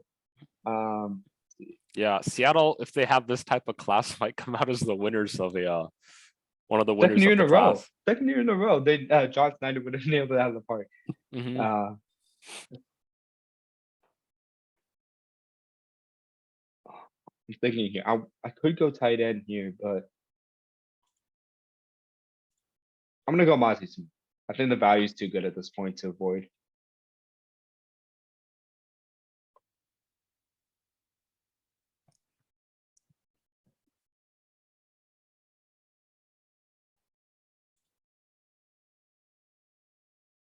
Smith, yeah, yeah. I was talking about taking him earlier too. I think solid pick. I was looking at the Bears stuff. Obviously, I want to hear your input on the Bears. Who they should take in this for their pick here, and that's probably who I'll go with, just because you know the Bears better than I do. But anyways, Yeah, I mean, um, I'm at the stage where they need a lot of offensive line help and defensive line help. I Mhm. get that. I totally get that. Um, I could have I could have saved Mozzie Smith for a pick later. That would have been ideal. Mhm. But I also love the receiving class. Like, and I think adding to what they already have is important. Um, I'm gonna wait till 61 on that though, and I'm going to go. I like how the Bears have had all these odd round picks or odd picks, odd I'm number gonna go with picks. Keon White. Keon White. Yeah. I've heard good things about him. Hmm. Um, I'm gonna pull up his description. Okay, so he's a little bit on the older side, needs refinement and efficiency. That I'm not too worried, but Eberflus, like as the head coach, like he can get that out of him. Um, oh, this is perfect. They need a 3 tech. He fits that role. Hmm. He fits that role, and he's versatile. So Hmm. when you put him at 5 tech or 2I, Hmm. you can. This means you can play him in like any position, run or pass. Um, that's okay. Perfect. You ended Hmm. up making the right decision without even thinking about it. Okay. I'll let you have the Chargers one. The Chargers pick. Gotcha. Let's see. What are the?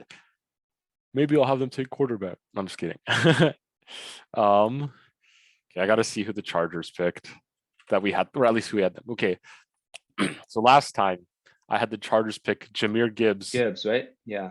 Yeah, with the idea of Austin Eckler getting traded from the team. Here, let's see. So their list of needs say left guard, wide receiver, defensive line, linebacker. Let's see. In all honesty, I feel like almost all the receivers I really like, at least for this range, have gone. So I probably wouldn't go wide receiver for the Chargers here.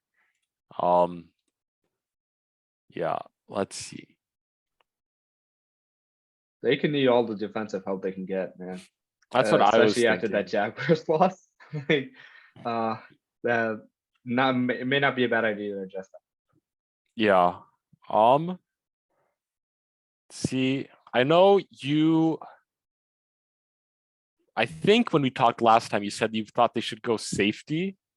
So we could do that here, and have I was them thinking take. Branch at the time for the Chargers. Yeah. Which obviously is a better player than who's available now. But let's see. I mean, like Antonio Johnson. I think just guy you again just build up that defensive depth, especially like anything. I have no idea who he is. Yeah, I really don't know who he is. 6'3". He's a big. Okay, it says 6'1" on his thing here, but 6'3" here. I don't know. He's a big guy, it seems.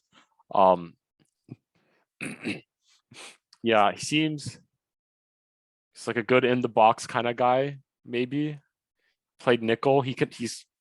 I don't know. It seems like a solid player that you could play in the box and the nickel, just up close for a lot of teams. Which I mean, that's also important too, because when you're thinking about the shift to like, the Chargers are the type of team that follow the Vic Fangio scheme, right? mm-hmm. So where they want to keep like too high all the time, like not allow the big plays, right? Mm-hmm. So that kind of style of defense has led to more gap running in the previous year, and you need like really good run stuffing defenders, and especially for the nickel spot where.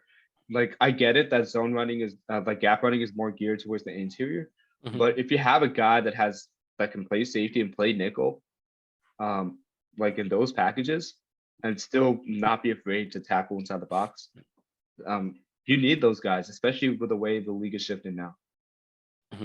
Yeah, and I mean if you look at the AFC West as a whole as well, the division doesn't like really have that many burners as of right now. It's a lot of like really solid, short to medium range route running guys that kind of dominate that division. And so a guy now kind of seems like a decent fit now looking at it, but a guy like Antonio Johnson seems like the type of player that might fit to help prevent some of that kind of into like kind of short to mid-range pass defenses, especially if he's like, kind of said he was like a strong guy. So he might be one of those guys you don't want to just like catch the ball willy-nilly around him and just absolutely get pummeled by him on a tackle. But yeah, I would not want to run by him.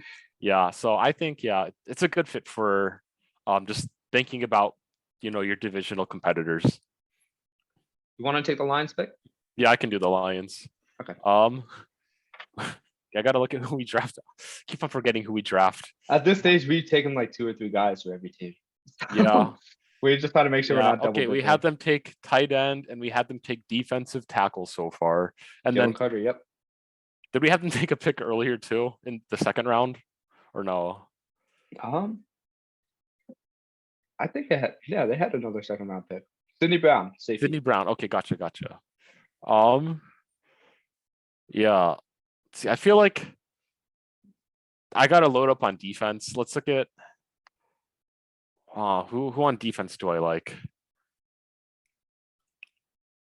Linebacker could be a good position for them to upgrade.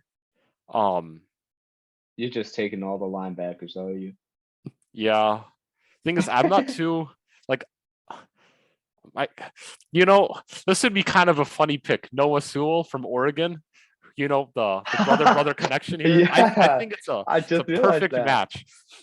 because in the earlier pick, I was thinking, oh man, the Lions taking Noah Sewell right here would be kind of funny. And now I have the chance to do it later. So that's what I'll go with. Forget our draft take on him. It's done. Let it happen. Yeah, I mean, it's a happen. position of need, I think. But again, well, that's what I was thinking about him earlier. But look at that. Linebackers are third most need. My opinion, that's a second. There you go. And we've covered a lot of their other positional needs, so I feel like it's perfect. Yeah, and to be fair, they've done a lot. They've done a lot on the offensive side of the ball. So defense is naturally like what you gravitate toward. We adjust like the front lines, we adjust the cornerback room, we adjust the safety position. Yeah. They adjust the cornerback room for free agency, but those are just like still in the need at this point. But I mean, the fact that Penei Sewell is still on the team, the lead tackle, I think they're comfortable knowing what kind of guy he is. And I think the fact that Sewell has also been relatively successful, Noah Sewell, meaning, speaks to the Lions being willing to take him at 55. Okay, Jacksonville. So we have them taking Nolan Smith. That is really late. I think I'm not surprised if he goes top 10. He's that kind of impact edge rusher, and it really depends on what teams value in edge rushers. So, the fact he's at 24, I don't think it's realistic, but yeah, we'll see. I think it just comes down to how loaded this class is. There's a lot of great players. I saw like a GM report, like an honest GM say there's only like 20 good guys in this draft that are be willing to take in the first round, and I'm just like that's not true. There's a lot of good talent. A lot of good talent. Yeah. Like, heck, we didn't have Will Levis going until like the second round.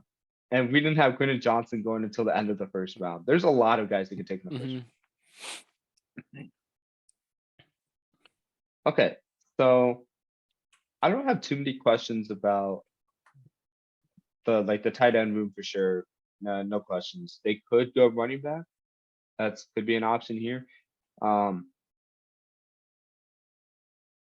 me go Zach Evans. I love Zach Evans here, and I think in this offense he would be amazing, absolutely amazing. I get it. I get it. They have Travis Etienne. I get it, but I think it would be ideal if you put him in the DeAndre Swift kind of role, and you put Zach Evans as like the in between the tackles. Even though Evans can still catch the ball, things like that. I just think he gives you an upside that you don't get from Travis Etienne. As far as interior tackle breaking. And I get it. They signed the Dearness Johnson, but I think Zach Evans has a higher upside in that room. It's going to elevate that off. Yeah. Giants are another tricky team because like literally every year, everyone always had like mocking them a quarterback in the draft. But, you know, after they just extended Jones, I wouldn't be surprised if they do go running back here. Is like one being depth behind Saquon. Obviously, they have Matt Breida, who's played really well, like behind him as well. But again, durability's an issue though. Yeah, and so the thing is, it's like I'm sure they'd love to keep Saquon for longer, but at the same time, it's like, can they? And so, I think like running back could be good here. Obviously, wide receiver would be another good pick here. Just with the unknowns, I guess, of their wide receiver room. It's like, who's going to break out? Who's going to be the alpha on that team? And then I think the next big need might be linebacker on that team. Another one. I'm not going to have... I don't know much about these linebackers, so I'm going to hold off of taking every single linebacker I see. So we're going to go running back here, even though the Jaguars just took one. It kind of feels like I'm copying. But let's go... who do I want here? I mean, I like, let's go Zach Charbonnet. I really like him. I think it would be good for him. He can do a lot what Saquon does too, but I think he's a better power back than Saquon, to be honest.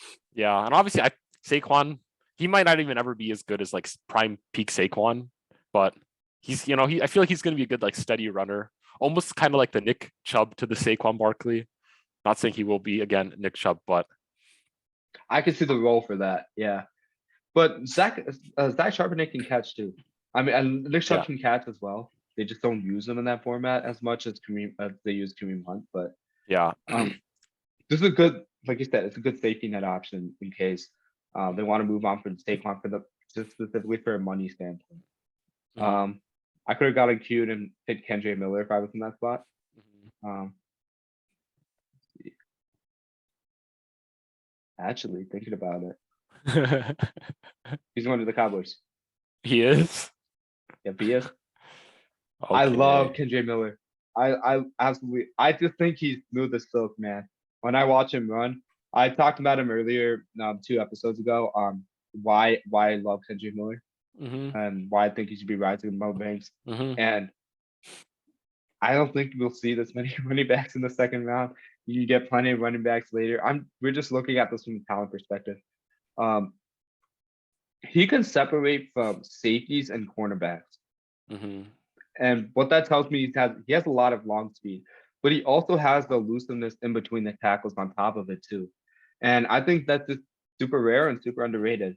And for a Cowboys team that yes, they have Rico Dowdle, who's a really good player underused, and you have Tony Pollard coming back from injury. Um, there's a lot of unknowns with that offense, and I think it would be malpractice to not adjust running back at least in the draft.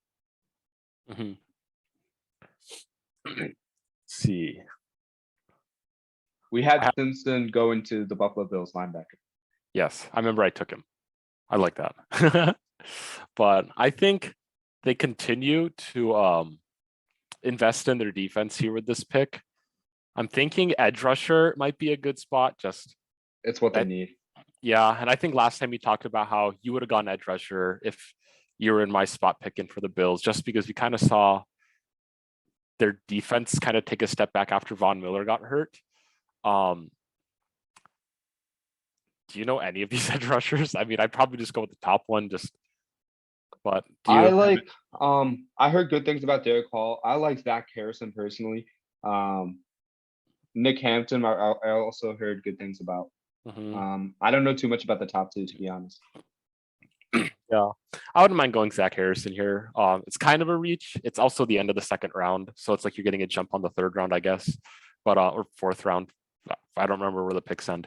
Anyways, um, yeah, I feel like Ohio State's another one of those where it's like I feel comfortable relatively taking defensive players here. Obviously, they have their skilled offensive players, but defense is just another one of those. Yeah, like this. Like the description says, teams like Ohio State have a habit of drawing the freakiest athletes. You know, It's like we know what they're about to say, man, before they say it. It's insane.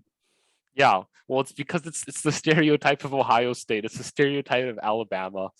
They got these kind of players that seem to have good chances of translating well into the NFL. And obviously, every college has their bust players that go, you know, sixth, seventh round, or even earlier than that, that just do absolutely nothing in the league. But I'm willing to like take a bet on a guy that did do well in college. I'm assuming so with Ohio State, and just I guess the history of Ohio State players that, especially defensive players that have come into the league. And so, yeah, I guess I go with that.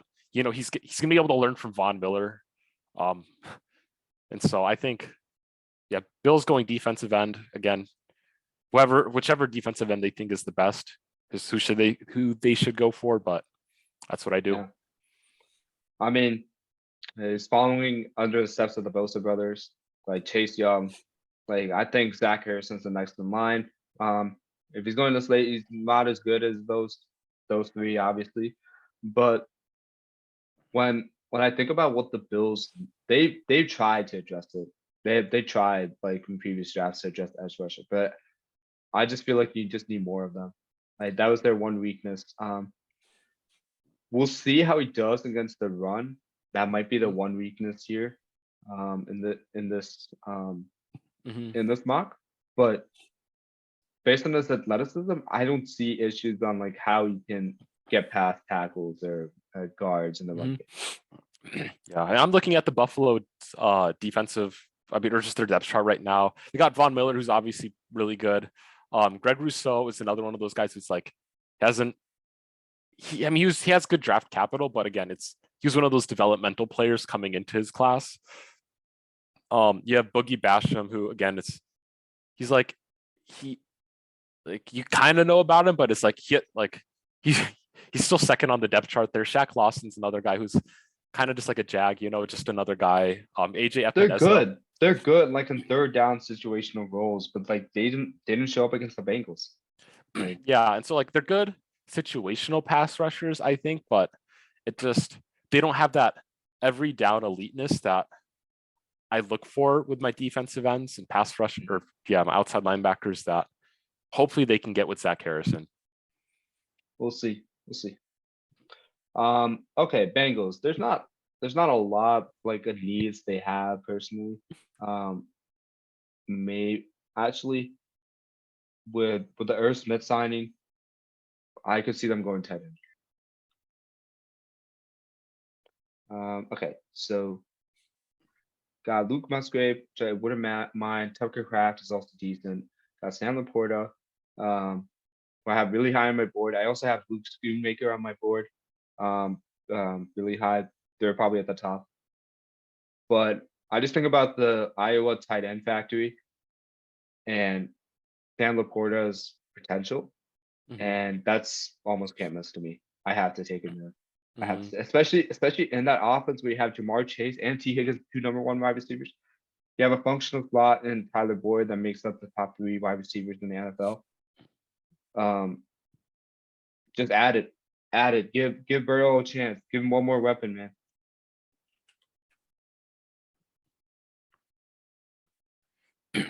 Okay, I think it's not a bad pick for the Bengals here going tight end.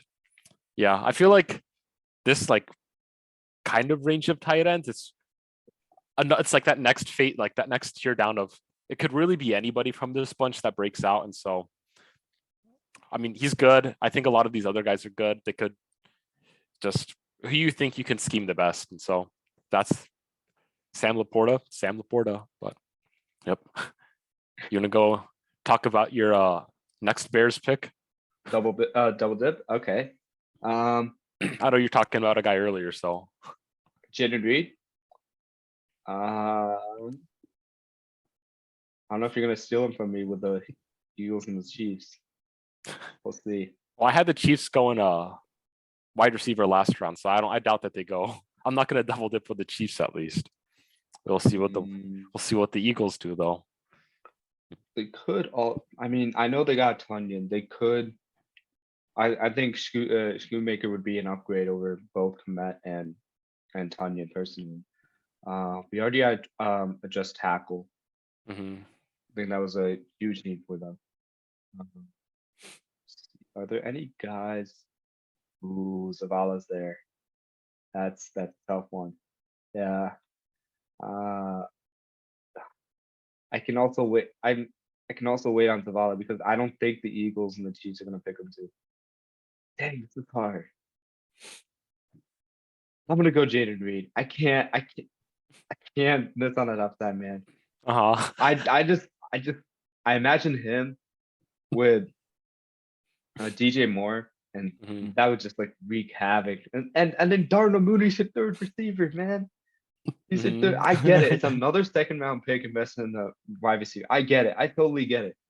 But this guy has Stephon Diggs level upside, man, with this route running, short area quickness. Like you can use them in the return game too. So you have a kicker and punt returner.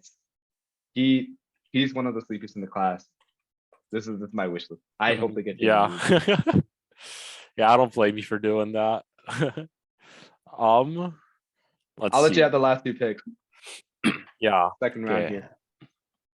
Let's see. Eagles. Oh,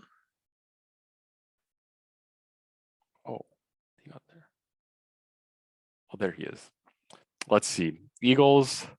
What do the Eagles need? The Eagles are such a good team. I mean, obviously pretty much nothing, bro. Pretty much nothing. They lost a lot of defensive players, I guess, but probably linebacker, because TJ Edwards moved on. Yeah, but okay, let me double check there. I mean, they got Nakobe Dean. Oh, fight. Howie Roseman, man. Howie Roseman. Yeah. Oh, okay. I Of course, mean, he had a backup plan that works, man. He's a really good GM. yeah. I And I completely was forgot about Dean. How did I forget that, man? he went late in the remember he went really late because I remember every round everybody was like, "Oh, we can get Dean this time," and then he fell to like the fifth or something. It was because I like his never understood that. I there had to be some reason, like health reasons or something. because that was the big concern is like everyone thought he was a first round guy, and then everyone's like, "Oh, he has the health issues," and so he just plummeted. And I'm like, that far, but if that's what happens. That's what At happens. this point, you just take him in the third round. What's stopping you, man? Like I this don't is just know. a 3 year. It's a 3 year investment on guys that Yeah. you think will play like for 5 to 7 years. Take it. Yeah. Let's see. Maybe I'm thinking running back might be good here. I know they got what's his face, Rashad Penny. They got Kenneth Gainwell, Boston Scott, Trey Sermon on the team, but it's like, I mean, Penny is great when he's healthy. The other three, I feel like they're great situational backs, but like not good straight up backups, if you know what I I think I mean. know who you're going with this pick. Yeah. I see a uh, guy I like too down there. Really, really like. But there's a, I, actually I really like all like almost all these running backs that I see on the screen right now. really, I really do. I would say everybody except McIntosh I guess, and maybe yeah, Sean Tucker. Like I yeah, would pick any pretty much any. Yeah. yeah. And then, But actually, one I wouldn't take Tank at this pick. I yeah, wouldn't do that either. I mean, like, I feel like again, it's all these guys are like, if it's one of those where you hope that one of these guys would have taken the next step at college, you know, they're like Mhm. this last season, and there's all this talk, and it's like, who's going to be the guy to take the next step? And every like none of these guys, even including Charbonnet, really didn't like take the step everybody hoped they would. And so now everybody's banking on the fact that like, well, hopefully a couple of these guys can take the next step at the NFL level. And that's why I mean Charbonnet's like rated so high just because everyone's expecting or hoping that he takes that next step. And a guy that I really liked that's kind of gotten like more popularized as of late. I don't know to you, but at least from what I've seen is Israel Abinakanda. I really like him. Yes, yes. I've heard a lot of positive things about him too. I've heard. I've. He's a sleeper.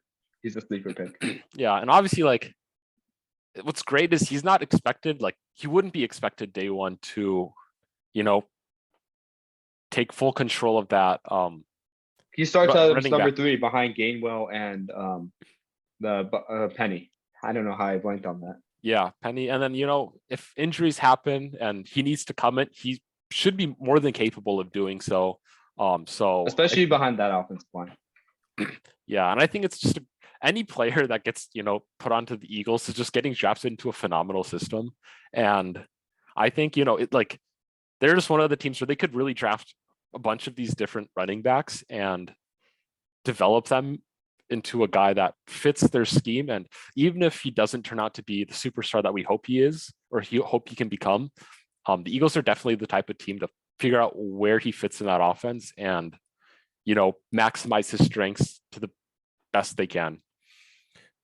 Um, so then I guess I got the Chiefs. Um, let's see, who do I again, Chiefs are another one of those teams where I'm like, dang it, like their team's so stacked. Who do I get They them? both these teams went to the Super Bowl for a reason. We just added Quentin Johnson to their receiving room Yeah. from the last round. Yeah.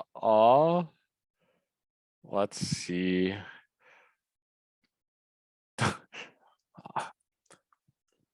I've been looking at some other mock drafts to like see like what other people are projecting, and like everyone's saying wide receiver, but like I already have them take wide receiver, so obviously I'm not going to have them take wide receiver. Um, because obviously Chiefs could benefit from a wide receiver. Offense, did we? Did They we? could adjust the defensive line. I know like tackles. They lost. They Issue. lost Frank Clark, didn't they? Yeah, he didn't sign anywhere, did he? I think he's still a free agent. He might be. Um, let's see. We could go. Yeah, or I can look on my own screen too. Defensive players. Could go. Ooh, Benton's still available. That's what I was about to say. Yeah, Benton a seems solid kind of pick. nice. You want him? Sure. Yeah, we can go Keanu Benton. I just saw further down the board for defensive tackles. There's a Byron Young from Alabama. I thought that's kind of funny. Hey, you can get your. Oh, I see him too. You can get him later, but Yeah, yeah, I mean, Benton's just. I'm surprised he fell that far too. yeah, Low-key, I probably should have been rational and picked Benton at the pick, yeah, but I think just for listeners who don't know much about him, he's basically really good against the run, and I believe like with the Chiefs who have already invested so much in their secondary, in the cornerbacks and the safeties, you need guys, you need beef up front, especially that can mm, generate pass rush and then have that burst of quickness that's stated about. So, yeah. solid player. Surprised he ended up at the end of the second round. But that's the Chiefs for you. They're scooping up the chickens. Hmm. Yeah. Um, I know we So mentioned that we that's the talk end of about round third two. round, But but what's this up? has kind of gone a little long today. Right, hasn't it? It's been talking for a minute. Almost an hour. Yeah. We'll go real quick and talk about like just players we like in the third round. Hmm. Let's give a list of like 3 to 5, like you're choosing. Yeah. I can scroll through like the offense, defense, whatever you Yeah, need. that might be beneficial. Mhm. Obviously, yeah, there's a lot of good running backs still available again, and there's like a lot of I think great third or fourth round wide receivers that are available. Mhm. These obviously in terms of running backs, I mean, like I said earlier, a lot of these guys can, hopefully take that next step in their offenses and be the superstar, because we did talk about a few podcasts ago that, this could be a really deep class for running backs, and this could be really similar to that 2017, 2018 class that had, like 8 or 9 different star running backs that are still in the league today. But you got guys like Roshan Johnson, Tyjae Spears, who kind of blew up kind of during free agency period, toward around combine time and Senior Bowl time. So you have those guys. Obviously, wide receiver, you have you technically reached on your wide receiver, but you have him. You have, I mean, Rashi Rice, who was mocked in a lot of second rounders. Marvin Mims is a hopefully good player. I know people have talked about Keishon Butte, who, he could, He again, could if have you're gone in the following, second round itself. Like a lot of yeah, people are mocking him there. I mean, if he follows the LSU trend of potentially superstar Ooh, receivers, that's lofty. I like him. but that's tough. I mean, Hopefully, I'm rooting for him. I'm not saying he will be, but I'm just saying like LSU does have a history, but you also have your Terrence Marshalls who haven't really stepped up, or DJ Charks who have kind of been average receivers, but still, it's another one of those. You're like, that's kind of nice. Tight end, you're saying that there's a couple guys you liked there, but Yeah, no. Schoonmaker is a really good option. I think you can't go wrong with picking him. Musgrave. I would personally take after Schoonmaker. Like it's just as far as like I value this play. I think Schoonmaker can do it all. The one thing you haven't seen for him is can you win one-on-one, aka like a Travis Kelce. But he wasn't asked to do that in Michigan. So while I have Kincaid over him, I think he's a really good value for whoever wants to pick him. Um, so that's in the tight end spot. You guys know how I feel about Tajay Spears, probably from this episode. I've also did a separate segment on him in the second episode, and I just think he's an elite running back. Elite running back. I have a number 3. Deuce Vaughn I like, but it's very system dependent. A little bit undersized, but I can see him used in the like. I can see him used as a Darren Sproles, Tariq Cohen type. In any offense. I think that'd be beneficial. Other than Jaden Reed, I spoke verbatim on how I love Michael Wilson's route running. I think he'd be good as a third wide receiver. But one last guy who I think can follow the trend, like we were talking about LSU receivers, Ole Miss receivers, AJ Brown and DK Metcalf. I think Jonathan Mingo is really underrated right now. He has the potential to be a number 1 wide receiver, but he has some things he need to work on. Some stuff is releases, but he can win on the boundary, and that's from like an X receiver from what they asked for in Ole Miss. That's a huge need. And while I'm at it, Xavier Hutchinson's being underrated right now too. So plenty of wide receiver options. I could have been pretty rational on taking Mingo or Hutchinson, but I saw Reed and I kind of panicked. Yeah, but I'm super excited for the draft. Obviously, trades most likely happen, and that'll mess up everybody's boards. But I think just kind of what we talked about, this is pretty excited for this one. A lot of great players, or potentially great players, and hopefully my team wins the draft. I know Broncos start their picks in the 3rd round, but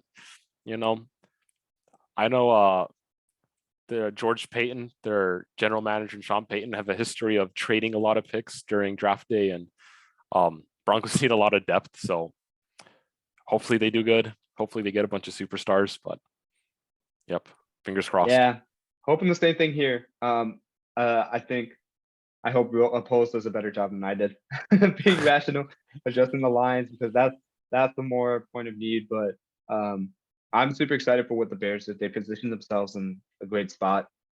They just need all the picks they got from Carolina to hit on them. If they hit on the picks, I feel really confident in the team direction from a sustainability standpoint. But yeah, no, can't. We'd love to live stream the draft. Maybe that's a future goal, but that there are a couple commitments we ran into, so we're not able to do that. But we are going to be very excited discussing about the best team fits from what we saw. And we'll do that next week on our podcast episode. We'll talk more NBA playoffs. And with that, we're not going to waste any more of your time. If you have any questions, feel free to drop them down in the comments below. Make sure you like and subscribe to our video. Let us know what other feedback we can offer. And with that, see you guys later. Have fun. Follow our Instagram. Right, at amon.a.mission. Yeah. All right. Take care, guys. Peace.